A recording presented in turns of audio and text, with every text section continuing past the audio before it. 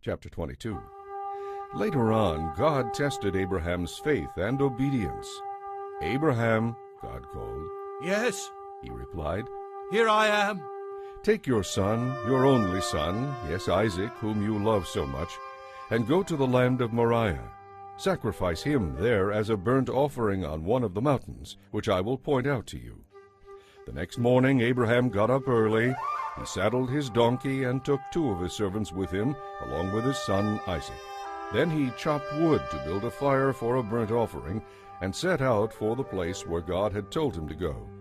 On the 3rd day of the journey, Abraham saw the place in the distance. "Stay here with the donkey," Abraham told the young men. "The boy and I will travel a little farther. We will worship there, and then we will come right back." Abraham placed the wood for the burnt offering on Isaac's shoulders, while he himself carried the knife and the fire. As the 2 of them went on together, Isaac said, "Father?" "Yes, my son." Abraham replied. "We have the wood and the fire, Said the boy. but where is the lamb for the sacrifice?" "God will provide a lamb, my son." Abraham answered, and they both went on together. When they arrived at the place where God had told Abraham to go, he built an altar and placed the wood on it. Then he tied Isaac up and laid him on the altar over the wood. And Abraham took the knife and lifted it up to kill his son as a sacrifice to the Lord. At that moment, the angel of the Lord shouted to him from heaven, "Abraham, Abraham." "Yes," he answered. "I'm listening." "Lay down the knife," The angel said. "Do not hurt the boy in any way, for now I know that you truly fear God. You have not withheld even your beloved son from me."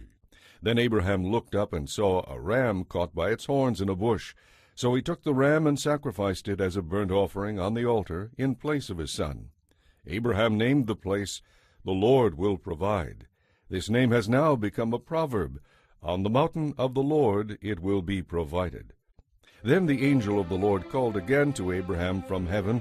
"This is what the Lord says. Because you have obeyed me and have not withheld even your beloved son, I swear by my own self that I will bless you richly.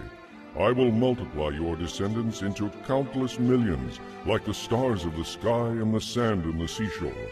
They will conquer their enemies, and through your descendants all the nations of the earth will be blessed, all because you have obeyed me."